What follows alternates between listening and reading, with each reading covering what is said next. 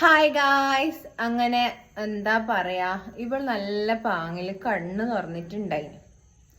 ഞാൻ വേഗം ലീലച്ചി വേഗം ഡ്രസ്സ് ഇട്ട് കൊടുത്ത് എന്നാ കുഞ്ഞു ഞാനും കൂടിയിട്ട് ഇന്നൊരു വീഡിയോ ചെയ്യാന്ന് വിചാരിച്ച്.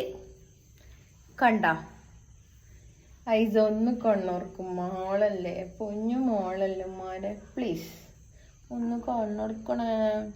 ഉമ്മക്ക് ആശയായിട്ടല്ലേ, പ്ലീസണേ ഒന്ന് കണ്ണോർക്കണേ.